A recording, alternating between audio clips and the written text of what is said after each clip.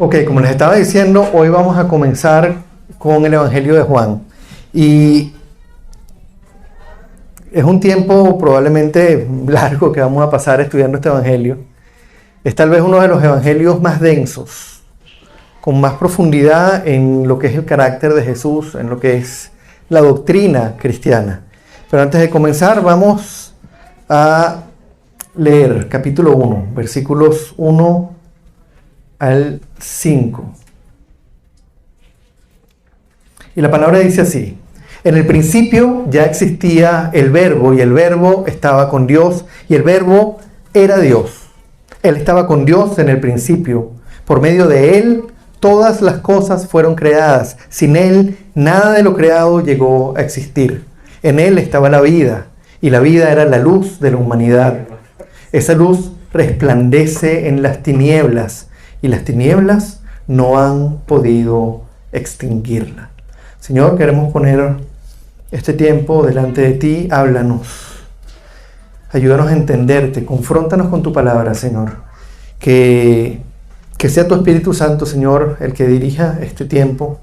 Que sea tu palabra la que nos toque, la que nos transforme. Y que no salgamos de aquí, Señor, conociéndote de la misma manera. Que nuestro conocimiento de ti se profundice, Señor. Que nuestra sujeción a ti se profundice, que nuestro amor por ti, Señor, crezca el día de hoy. Que nos maravillemos cada vez más en tu presencia. Que dependamos cada vez más de ti, Señor, de tu gracia. Ponemos este tiempo delante de ti y te pedimos, Señor, que nos hables. Quédate con nosotros, Señor. Te lo pedimos en el nombre hermoso de nuestro Señor Jesucristo. Amén. Ok, antes de comenzar, vamos a hacer una breve introducción sobre el Evangelio de Juan. Este es probablemente no, es el Evangelio más antiguo. O sea, más antiguo, ¿a qué me refiero? El posterior, el último que fue escrito. Los Evangelios de Marcos, de Mateo y de Lucas fueron escritos previamente, más cercanos a la muerte de Jesús. No inmediatamente, pero unas pocas décadas después. Y este Evangelio fue escrito probablemente hacia la década de los años 80. Ya habían transcurrido unos cuantos años, unos 50 años después de la muerte de Cristo. Estamos hablando de un Juan, de un apóstol maduro en la fe, de un hombre que ya había caminado como siervo de Cristo. Ya estaba la iglesia en una etapa diferente. Ya había comenzado la persecución. Ya la iglesia estaba en una realidad que no era la de una iglesia recién fundada. Este hombre tenía la madurez de ese apóstol que fue llamado por Jesús mismo el hijo del trueno por el carácter que tenía, y que fue transformado en el discípulo del amor, que fue transformado en un hombre piadoso, en un hombre amoroso por sus hermanos, en un hombre temeroso de Dios, que nos escribe con una profundidad tremenda. Él había estado ministrando por décadas entre cristianos gentiles, básicamente en la región de Asia, y la cultura reinante era la cultura griega. Él había estado imbuido, ministrando por años entre personas muy diferentes a los hermanos con los que él había crecido como judío. Él estaba ministrando entre personas con una mentalidad griega, y por ende era un hombre muy consciente y muy sensible de la forma en la que los griegos pensaban. Era además un teólogo. Era un hombre que había profundizado muchísimo, que había meditado, que había reflexionado sobre la persona y sobre el ministerio de Jesús. Él conocía el Antiguo Testamento a la perfección y había tenido con el tiempo la oportunidad de meditar en todas las realidades que Dios había adelantado en el Antiguo Testamento para que fuesen vistas a través de la cruz. Y él escribe este evangelio para una audiencia gentil, no escribe para sus hermanos judíos, escribe para gentiles. Y básicamente la manera en la que escribe, si bien está, por siendo el judío, escrita de manera muy hebrea, la sensibilidad que muestra hacia su audiencia y hacia la cultura de su audiencia es tremenda. Y hay que reflexionar sobre algo. Es un evangelio que, si bien nos habla de manera muy profunda sobre la realidad de Cristo, sobre el ministerio de Jesús, tiene un propósito que es evangelístico. Es un evangelio que lleva a la persona a un propósito particular. Y el mismo Juan, en el capítulo 20, ya casi al final del evangelio, fíjense lo que él mismo establece ese propósito cuando dice en los versículos 30 y 31 que Jesús hizo muchas otras señales milagrosas en presencia de sus discípulos, las cuales no están registradas en este libro, pero estas se han escrito para que ustedes crean que Jesús es el Cristo, el Hijo de Dios, y para que al creer en su nombre tengan vida eterna.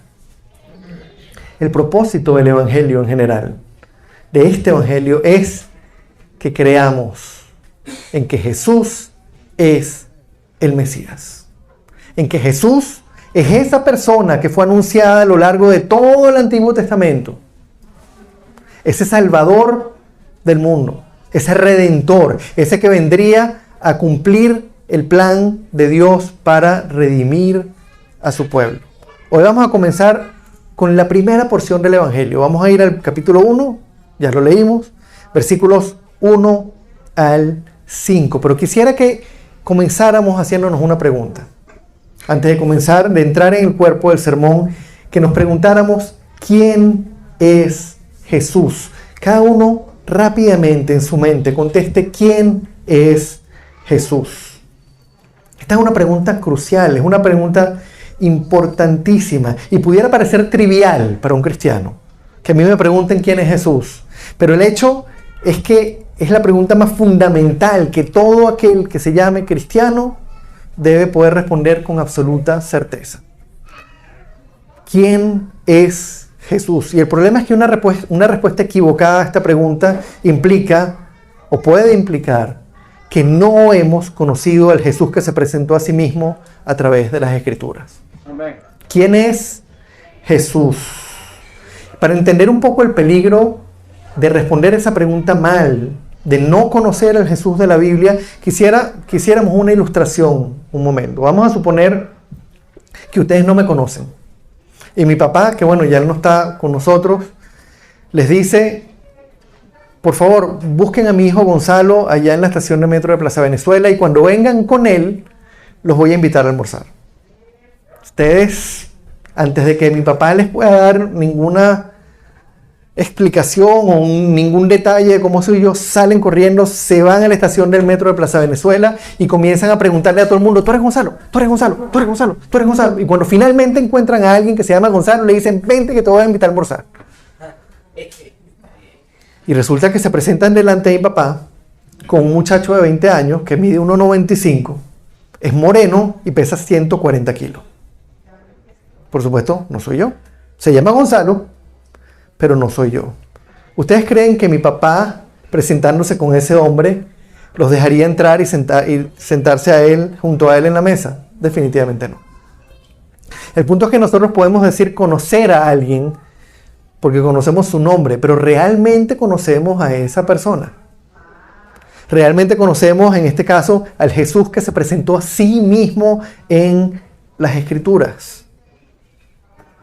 Eso es lo que vamos a comenzar a contestar hoy a través de este pasaje. Hemos abierto nuestras Biblias, en el capítulo 1 de Juan, y hemos leído este pasaje hermoso que nos habla de la deidad de Jesús. Quisiera volver a leerlo. En el principio ya existía el Verbo. Presten atención a estas palabras. En el principio ya existía el Verbo, y el Verbo estaba con Dios, y el Verbo era Dios. Él estaba con Dios en el principio, y por medio de Él todas las cosas fueron creadas. Sin Él nada de lo creado llegó a existir. En Él estaba la vida. Y la vida era la luz de la humanidad. Esta luz resplandece en las tinieblas, y las tinieblas no han podido extinguirla. Lo que vamos a ver en este texto 5 versículos que parecen muy sencillos, pero nos presentan 3 aspectos fundamentales de la persona y el ministerio del Mesías, de la persona y el ministerio de Jesús. Y vamos a comenzar con la primera, que es la deidad de Cristo, su deidad. Los versículos 1 y 2 nos dicen: en el principio ya existía el Verbo, y el Verbo estaba con Dios, y el Verbo era Dios. Él estaba con Dios en el principio. Lo primero que tiene que llamar nuestra atención aquí es la manera como Juan comienza su evangelio, como estableciendo una conexión con el Génesis. Si nos vamos al capítulo 1 de Génesis, versículos 1 y 2 dice: en el principio creó Dios los cielos y la tierra estaba desordenada y vacía. Juan nos dice: en el principio ya existía el Verbo, y el Verbo estaba con Dios, y el Verbo era Dios. Él estaba con Dios en el principio. Juan inicia diciendo, estableciendo, y utiliza una palabra bien particular: en el principio ya existía el Verbo. Fíjense que no dice en el principio estaba Jesús. En el principio ya existía el Verbo. Y para entender por qué él utiliza esa palabra y por qué y qué fue lo que él quiso comunicar con esta palabra, tenemos que recordar, como acabamos de decir, que Juan no le estaba escribiendo a judíos. ¿Le estaba escribiendo a quiénes? A gentiles. ¿Y cuál era la cultura de estos gentiles? Griega. Estos señores pensaban de una manera diferente a la que pensaba Juan como hebreo. Y para ellos, el logos, que es la palabra que nosotros traducimos en español como el verbo, como la palabra, representaba la razón, la lógica, y era vista como una especie de fuerza abstracta que mantenía en orden y en armonía el universo. Para ellos el logos era importantísimo. El logos era lo que mantenía el orden de las cosas, lo que mantenía la armonía de las cosas. Y eso llama la atención. Juan no comienza diciendo en el principio estaba Jesús. En el principio ya existía el Mesías. En el principio ya existía el Verbo. En el principio ya existía el Logos. En lugar de utilizar el nombre de Cristo, en estos 3 primeros párrafos, Juan utiliza el Logos para captar la atención de su audiencia. Si a este grupo de personas que eran griegos, alguien nos hubiese dicho en el principio estaba Jesús, pero les dice en el principio ya existía el Logos. Inmediatamente capta la atención. En lugar de respetar además el entendimiento de ellos, del Logos va mucho más allá, le da un vuelco tremendo. Y vamos a ponernos un momento en las sandalias de estos hombres. Vamos a quitarnos los zapatos del siglo XXI, perdón, me adelanté un poquito, del siglo XXI, y vamos a ponernos las sandalias de un griego en el siglo I. En el principio ya existía el Logos. Y de inmediato nuestra atención está cautiva. Como dijo Adén, estaba hablando en el idioma de ellos. Somos un griego y él nos está hablando en nuestro lenguaje. Y sabe lo importante, este hombre que nos habla sabe lo importante que son la lógica, lo importante que es la razón para que se mantenga el orden y la armonía en el universo. Y nos dice que ese Logos existe desde la eternidad. Está interesante. Captó la atención. Pero inmediatamente introduce un concepto nuevo para nuestra mente griega. Y el Logos estaba con Dios. Y el Logos era Dios. En pocas palabras, Juan nos está diciendo que el Logos, eso que mantiene el orden y la armonía de todas las cosas, no es una fuerza abstracta e impersonal, sino que es Dios mismo, que el Logos es la deidad. Y ahí la cosa empieza a ponerse mucho más grande. Porque ya no se trata de algo impersonal. Ahora el Logos es Dios. Y dice además que el Logos estaba con Dios desde el principio. El Logos es Dios, pero a la vez el Logos estaba con Dios desde el principio. ¿Se dan cuenta de que esto sugiere pluralidad? El Logos es Dios y el Logos estaba con Dios. Sugiere pluralidad, pero a la vez sugiere unidad. En pocas palabras, Él nos está dando una especie de abreboca para que podamos entender como griegos el concepto de la Trinidad. No como múltiples dioses, sino como un Dios en tres personas, Padre, Hijo y Espíritu Santo. Está como empezando a sentar las bases. Y fíjense que aun cuando no ha presentado a Jesús por su nombre, aun cuando no ha dicho en el principio ya existía Jesús, sino que nos dice en el principio ya existía el Logos y el Logos era Dios y el Logos estaba con Dios, lo que ya Él nos está diciendo del Mesías son cosas tremendas, son características tremendas de su carácter que no podemos pasar por encima, son cosas que no podemos aceptar a medias. Jesús es Dios, el Logos es Dios, Él es quien ordena, quien sustenta, quien mantiene la armonía del universo. Jesús es quien ordena y sustenta absolutamente todo, es quien mantiene la armonía absolutamente de todo. Y solo piensen por un momento en la complejidad del universo. Nada más vamos a pensar en un aspecto. ¿Cuántos millones de galaxias existen? Y en esas millones de galaxias, ¿cuántos millones de estrellas hay? Y cada una de esas estrellas está rodeada por planetas que dan vueltas. Y a su vez algunos de esos planetas tienen lunas que dan vueltas alrededor de ellas. Y esos sistemas solares dan vueltas dentro de cada una de las galaxias. Y todas esas galaxias se mueven y nada choca. Y es Jesús el que mantiene el orden y la armonía. Ese Jesús del que nosotros hablamos, ese Jesús al que nosotros le oramos, ese Jesús de quien nosotros dependemos, es quien mantiene la armonía. Ahora piensen en esto, siendo Él el que ordena todo, el que tiene el poder para hacer que las estrellas y los planetas no choquen y el universo no se destruya y no se convierta en un caos. El que lo ordena todo se hizo como uno de nosotros. Vino a vivir en un mundo que nosotros en nuestro pecado estamos continuamente tratando de desordenar. Lo que Él ordena, nuestro pecado intenta desordenarlo.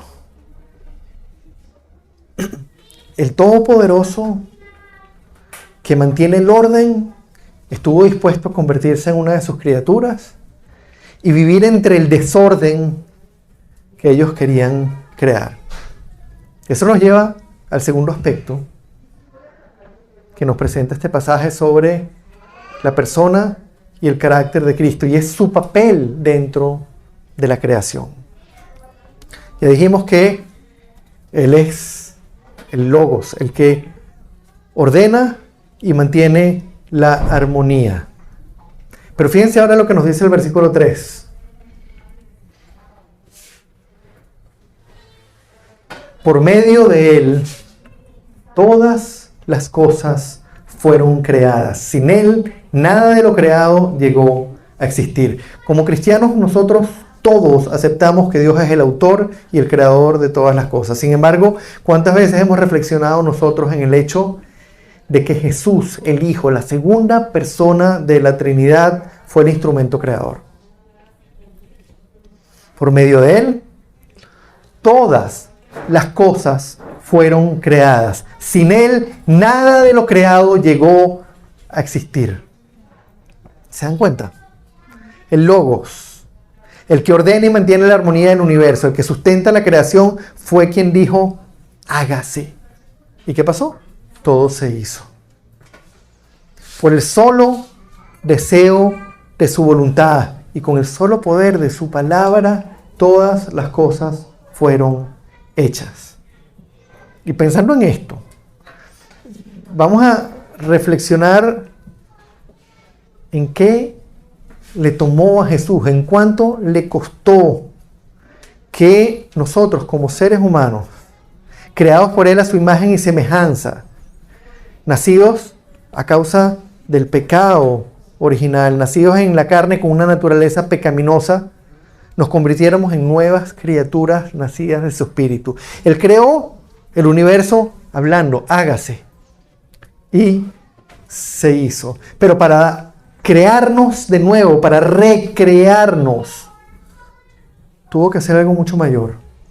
Para hacernos nacer de nuevo, tuvo que hacerse hombre y derramar su sangre en una cruz. ¿Se dan cuenta? El Creador, el que todo lo sustenta, el que tiene el poder para que las estrellas no choquen unas con otras, el que tiene el poder en su voz para crear todas las cosas, se hizo semejante a una de sus criaturas. Se humilló a sí mismo, siendo quien es, se humilló a sí mismo tomando la naturaleza de siervo y se sacrificó por sus criaturas. A pesar de que sus criaturas no lo merecían. Les pregunto, ¿qué nos dice esto acerca del carácter de Jesús? Cuando pensamos en que Él es el Logos, el que mantiene el orden, el que mantiene la armonía. Cuando pensamos que Él es el instrumento creador de todo cuanto existe. Y a la luz de eso vemos el hecho de que Él se haya hecho hombre y haya venido a este mundo a humillarse y a ofrecerse por nosotros. ¿Qué nos dice esto sobre el carácter de Jesús? ¿Qué nos dice del compromiso con su creación, de su fidelidad? ¿Qué nos dice esto de su amor? ¿Qué nos dice de su carácter humilde en contraste con nuestro carácter soberbio? Hermanos, si hay alguien que tenía todo, si hay alguien que tiene todo para jactarse, ese es Dios. Él no tenía por qué hacer lo que hizo. Teniendo todo para jactarse, ¿qué hizo? Se humilló. Siendo el que mantiene el orden, vino un mundo que nosotros continuamente desordenamos. ¿Qué hacemos nosotros? Aun cuando no tenemos de qué jactarnos, continuamente nos orgullecemos pensando que somos nosotros los que nos hemos ganado las cosas. Que por nuestro esfuerzo, que por nuestra inteligencia, que tenemos el poder de lograr las cosas. El Logos, el que todo lo puede, el que sustenta la creación, el que con el poder de su boca la creó y que además se humilló para darnos a nosotros vida, nos paga, nos da el regalo inmerecido de ser recibidos por Él, por su sacrificio. ¿Se dan cuenta de lo inmerecido que es el favor que hemos recibido? De lo grande que es Él, de lo majestuoso que es Él, de lo perfecto que es Él, de lo infinito que es Él, de lo indignos que somos nosotros y de la magnitud de la gracia que Él derramó en esa cruz. ¿Se dan cuenta cuán digno de alabanza y adoración es nuestro Señor? ¿Se dan cuenta de cuán agradecidos debemos estar con Él? No solo por crearnos, sino por recrearnos a través de la cruz. Vamos a ver ahora el tercer aspecto del pasaje. Vimos su deidad, Él es el Logos, y el Logos es Dios. Vimos que Él es el creador, pero vamos a ver ahora el propósito que Él tiene con el hombre. Versículos 4 y 5 dicen, en Él estaba la vida, y la vida era la luz de la humanidad. Esta luz resplandece en las tinieblas, y las tinieblas no han podido extinguirla. En Él estaba la vida. Nadie se la dio. A Cristo nadie le dio la vida. Él, como Dios, tenía vida en sí mismo. Nosotros, en cambio, la vida nos fue dada ¿por quién? Por Él. Él sopló aliento de vida en nosotros. Fue Él el que no solamente moldeó al hombre, sino que le dio vida. Sin Él no existiríamos, sin Él no estaríamos ahorita escuchando estas palabras, sin Él no conoceríamos el amor, sin Él no disfrutaríamos de esta creación hermosa. Y por encima de todo, sin Él no tendríamos el privilegio de, como cristianos, llamarnos a nosotros mismos hijos de Dios. No tendríamos el derecho de llamar a Dios Padre. Hermanos, además de darnos vida, esta vida que tarde o temprano se acaba, nos dio la vida eterna. Y no lo hizo soplando aliento de vida. Los perdono. Sean salvos. Se sacrificó voluntariamente. Derramó su sangre preciosa en una cruz para poder perdonarnos y darnos vida eterna. Y quien lo hizo fue el Logos. El que ordena y mantiene la armonía.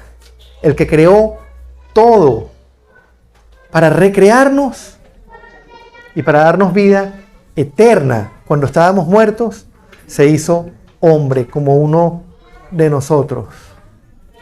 Y la vida era la luz de la humanidad. Luz en medio de las tinieblas. Luz en medio de una creación manchada por el pecado. Hermanos, sin Él, ¿en dónde estaríamos? Seguiríamos muertos en nuestras transgresiones. Seguiríamos muertos en nuestro pecado. Sin Él, seguiríamos viviendo en tinieblas sin ver la realidad como es, creyendo que conocemos todo y que vemos todo y que tenemos el conocimiento de las cosas y que tenemos el poder de alcanzar las cosas, pero engañados, pensando que estamos vivos cuando en realidad estamos muertos, pensando que vemos cuando en realidad somos ciegos. Sin Él seguiríamos en tinieblas, sin Él estaríamos muertos, no tendríamos vida. Si Él no nos hubiese mostrado nuestro pecado y no nos hubiese llevado de la mano hasta los pies de la cruz, jamás nos hubiésemos arrepentido. Nosotros podemos decir, no, es que yo busqué a Dios. ¿A qué Dios buscamos? ¿Al Dios que me dice que soy un pecador y que no puedo hacer absolutamente nada para relacionarme con Él? ¿O al Dios que yo tengo en mi mente que me puede dar cosas chéveres en esta vida? Si Él, que es la luz, no nos hubiese iluminado el camino, jamás hubiésemos podido vernos a nosotros mismos como Él nos ve. Si Él no nos hubiese abierto los ojos y no nos hubiese mostrado nuestro pecado, seguiríamos perdidos en las tinieblas. Si Él no nos hubiese mostrado nuestra realidad y nos hubiese llevado a la cruz, no nos hubiésemos arrepentido. Si no nos hubiese dado el don de la fe, no hubiésemos creído. ¿Se dan cuenta de qué profundidad tiene decir en Él estaba la vida? Si Él no nos hubiese hecho nacer de nuevo, seguiríamos muertos y encaminados sin remedio. ¿A dónde? A una condenación eterna. No estamos hablando de cualquier cosa. Estamos hablando de que el Verbo se hizo hombre y nos dio vida cuando estábamos muertos. Versículos 4 y 5. En Él estaba la vida, y la vida era la luz de la humanidad. Esta luz resplandece en las tinieblas, y las tinieblas no han podido extinguirla. Hermanos, esto no se trata de una guerra entre el bien y el mal. Esto no se trata de dos fuerzas que se oponen. Las tinieblas no son competencia para la luz. La oscuridad no ha podido ni podrá nunca extinguir la luz de Jesús. Cuando se enciende una luz, ¿qué pasa con la oscuridad? Se disipa. Si un cuarto está oscuro, prendemos la luz y sigue oscuro, ¿no? Se disipa la oscuridad inmediatamente y todas las cosas se hacen visibles. Y si hoy podemos ver la realidad como es, si hoy podemos vernos como Dios nos ve, si hoy podemos creer y confiar en el Dios que no podemos ver con los ojos, es porque Él ha iluminado nuestro camino. Es porque Jesús, que es la luz del mundo, nos ha sacado de la oscuridad. La guerra estaba ganada desde el principio, aun cuando nosotros no participamos en ella. El sacrificio fue realizado, fue consumado. La deuda fue cancelada, los suyos ya fueron rescatados, fueron comprados a precio de sangre y el plan de Dios fue consumado. La luz está brillando y las tinieblas jamás podrán extinguirla. Ese es nuestro logos.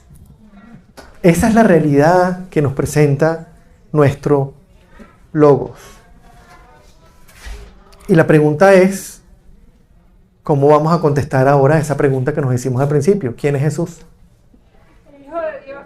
Si yo pienso en todo esto, ¿quién es Jesús? El Hijo de Dios. Es mucho más. El verbo. El verbo, el que lo sustenta todo, el creador absoluto, el todopoderoso. Y podemos seguir enumerando y enumerando y enumerando y enumerando y enumerando.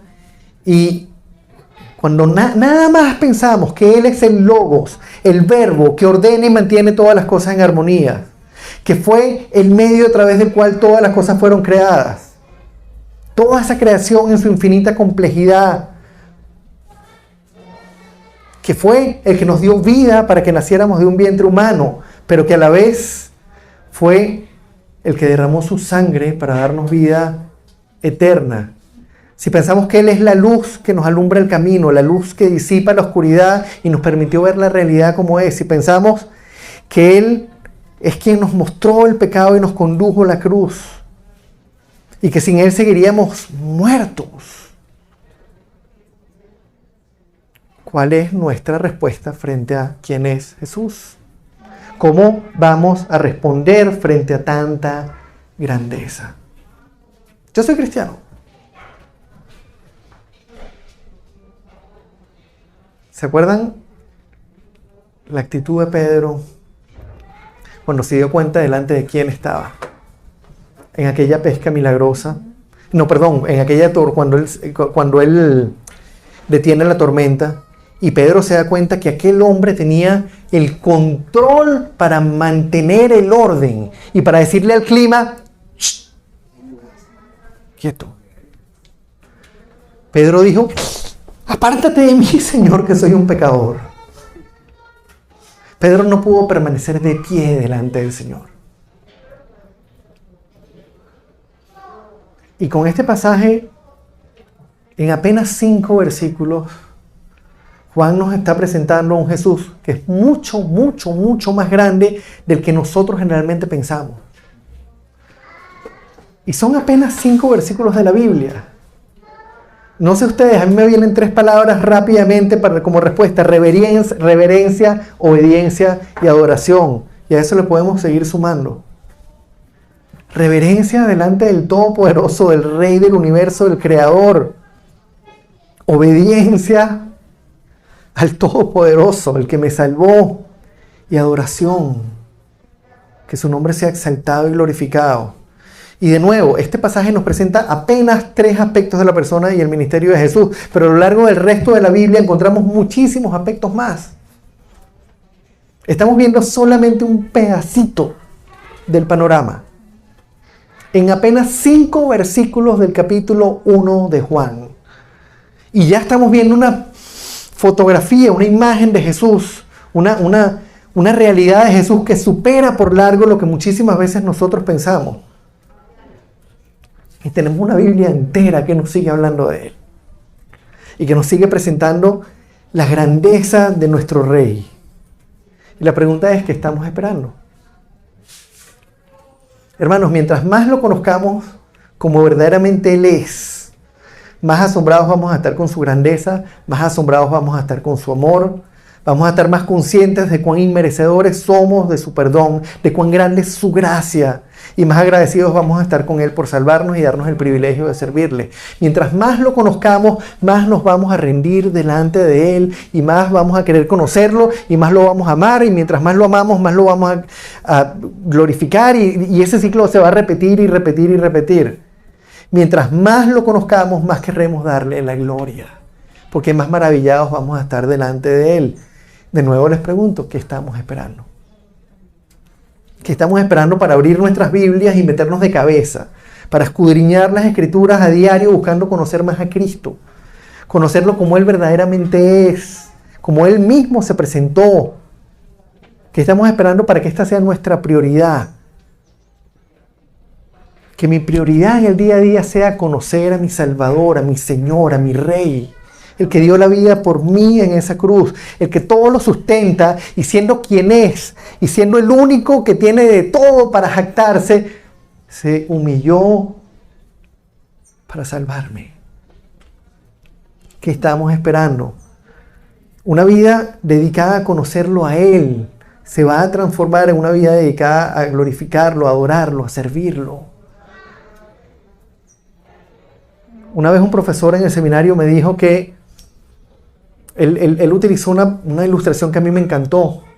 Porque si uno pone un trozo de mantequilla debajo de una vela, la mantequilla no puede evitar derretirse. Y nosotros, como seres humanos creados a imagen y semejanza de Dios, no podemos evitar derretirnos delante de la presencia de Cristo. Y mientras más lo busquemos, y mientras más disfrutemos de su presencia, y mientras más lo conozcamos como Él verdaderamente es, como Él se reveló en las Escrituras. No tengo una Biblia a mano, préstame un segundito. David. ¿Se dan cuenta de cuántas páginas y cuántos versículos hay aquí? Son 66 libros. 66 libros que nos hablan de Él. Hoy apenas leímos 5 versículos. Y en 5 versículos quedamos maravillados con su deidad. Quedamos maravillados con su papel en la creación. Y quedamos maravillados con la vida que nos dio. Y podemos seguir leyendo y leyendo y leyendo y leyendo y cada vez profundizar más. ¿Qué estamos esperando? Vamos a meternos de cabeza en la Biblia como congregación y como individuos. Vamos a meternos de cabeza, vamos a conocerlo más. Y a darle las gracias por este milagro, por este privilegio que nos da de ser siervos suyos y de ser mensajeros suyos en un mundo caído y todo para su gloria. Vamos a orar. Padre, te damos las gracias, Señor, por ser quien eres. Te damos las gracias, Señor, por ser quien lo ordena todo, quien mantiene la armonía de todas las cosas. Te damos las gracias, Señor, por ser el que nos creó y por ser el que nos hizo nacer de nuevo. Te damos las gracias porque para crear, Señor, solamente hablaste, pero para darnos vida eterna, Señor, te hiciste como uno de nosotros y te ofreciste en esa cruz y pagaste el precio más alto, Señor. Y tomaste nuestro lugar y recibiste tu propia ira, Señor, en lugar de nosotros. Recibiste el castigo que nosotros merecíamos y nos diste la justicia que nosotros no teníamos, Señor. Te alabamos y te bendecimos, Señor, porque tú eres vida. Y porque esa vida, Señor,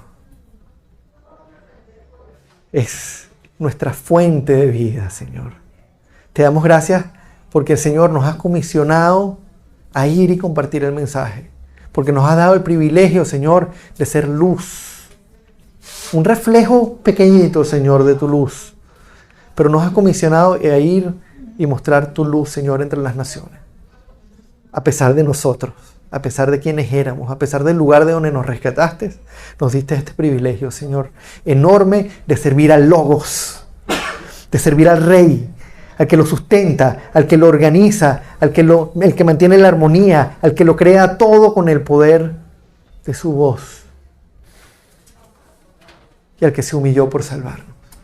Señor, que no pase un día que no busquemos tu presencia, que no te conozcamos más a través de las palabras, que no pase un día, Señor, en que nuestro anhelo no sea conocerte, disfrutarte, entenderte. Que nuestra prioridad, Señor, sea alimentarnos de ti. Que nuestra prioridad, Señor, sea servirte, glorificarte y dar a conocer tu nombre, Señor. Y cuando fallemos en hacerlo, Padre, corrígenos. Que tu Espíritu Santo nos redarguya, nos transforme, nos confronte. Que tu palabra, Señor, nos golpee duro.